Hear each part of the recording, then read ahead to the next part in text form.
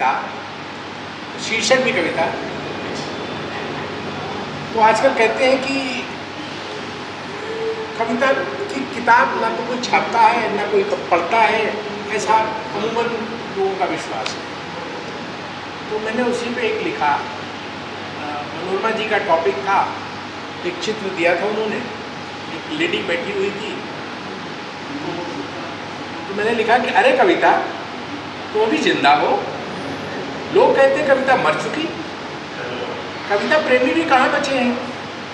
तुम यहाँ एकांत में गुमसुम किसकी राह निहार रही हो। खुश हूँ मैं कि तुम मरी नहीं हो।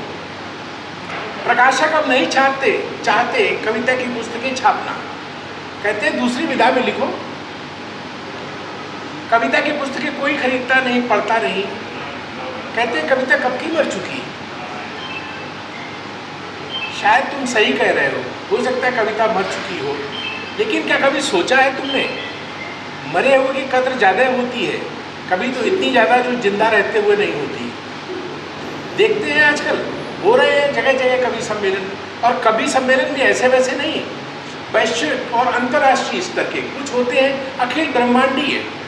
मुझे नहीं पता उसमें कवि किस ब्रह्मांड से आते हैं, शायद ब्रह्मांड के किस ग्रह से आते हैं।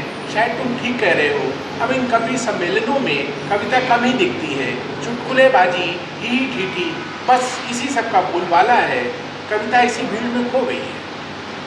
कविता के उसी स्वरूप को बनाए रखना है कि जब कविता एकमात्र विधा थी। कालजयी ग्रंथों की, नाटक हो या उपन्यास, सब काव्य में थे। पुराने जितने भी आपके ग्रंथ हैं, महाकाव्य हैं, वो सब कविता में ही लिखे गए हैं। शेक्सपियर के जितने ड्रामे हैं वो भी कविता है, पोएट्री है। तो एकमात्र विधा थी कालजयी ग्रंथों की, नाटक हो या उपन्यास, सब काव्य में थे। भाषा हिंदी हो, अंग्रेजी हो या संस्कृत हो, वह भाषा के प्रभाव से अछूती थी। कविता के स्तरोन्नयन के लिए एकीकृत समग्र प्रयास जरूरी है। आत्मस्तुति और आत्ममुक्तता, बाजारीकरण और आधुनिकता से स्थापित करना होगा सामंजस्य।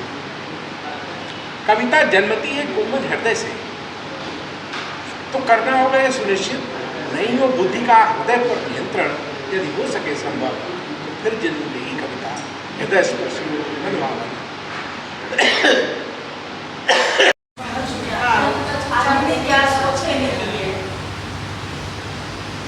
एक दूसरी कविता जो बंजारा, जिसको सभी ने अभी सुना है, उसको मैंने लिखा था।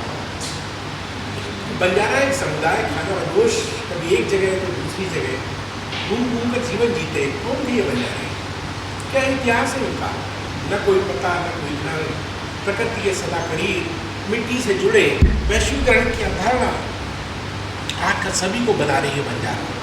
खानाबदोश, पेट पालने की खातिर बदल गई है परिभाषा एक भरे पूरे परिवार की।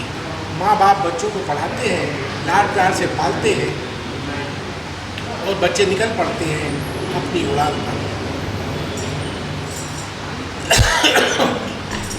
माँ बाप को छोड़कर बच्चे जब स्वयं माँ बाप बनते हैं, उनके साथ भी यही होता है। अब परिवार का अर्थ है सिर्फ और सिर्फ दो। परिवार नियोजन न जाने कितने रिश्तों को पहले ही खा गया।